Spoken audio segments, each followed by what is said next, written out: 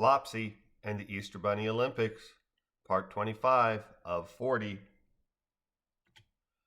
Following our third and final competition of round number 2 in the Easter Bunny Games, I felt tired and elated as Cedrinum and Zagger mustered us into our 9 rows of 10 bunnies as the image of Tempestus Lacus again filled the main Jumbotron screen. Once he had all the compiled results, Lacus repeated his first round praise for every bunny who had made it to round 2 and again called for a round of applause. I expected him to continue with additional words of praise and then have each of the 16 Jumbotron screens display the names of the 68 bunnies from each squad who had made it to round number 3. But instead of repeating his first round performance, the 12 lesser screens showed scene after scene of bunnies standing in formation at the dozen competition areas, as well as panning over the Wells Fargo Arena audience.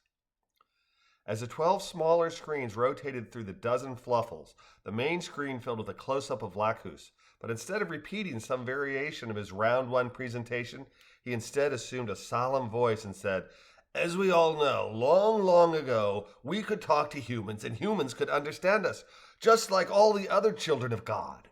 God gave all his holy creatures the ability to speak with one another, and humans, just like every other one of God's holy creatures, could understand us just as we can understand them. It's very ironic that we're just 4 Easters, 3 years away from the 400th anniversary of Babylon, the terrible catastrophe that caused God to remove humans' ability to understand the speech of other species.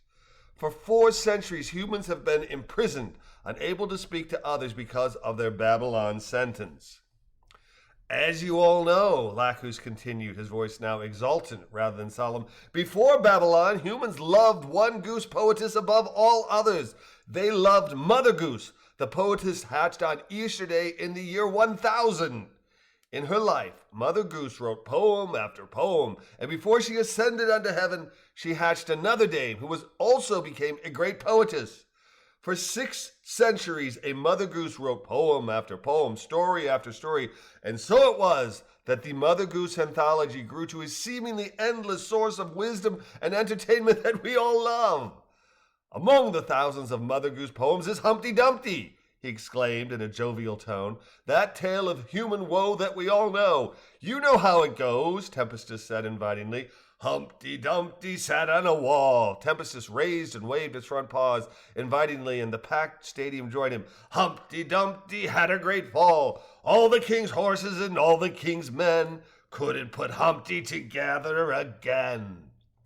That one is Mother Goose's, but she inspired one of our most promising Easter game participants to write this poem, which he named White Heretic, and asked if I could share it with you as a tribute to that sweet little doe Bustle, Lacus said, his voice still jovial, who we all watched writhing in agony after another bunny attacked her, supposedly on accident, and whose fall caused all of us to feel that if ever there was a cause for his holy wrath, that the fall of Bustle is one such.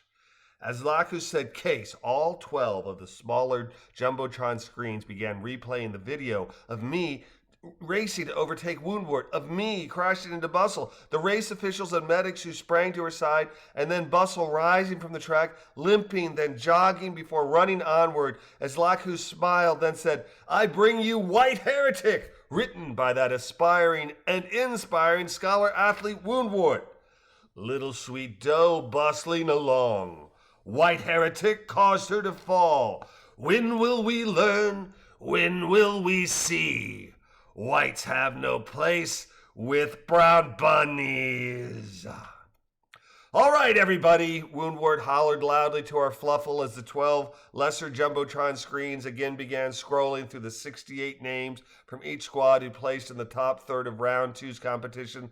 "Let's all give Lacus a great big foot-stomping round of applause for stating what we all know but so few are brave enough to declare.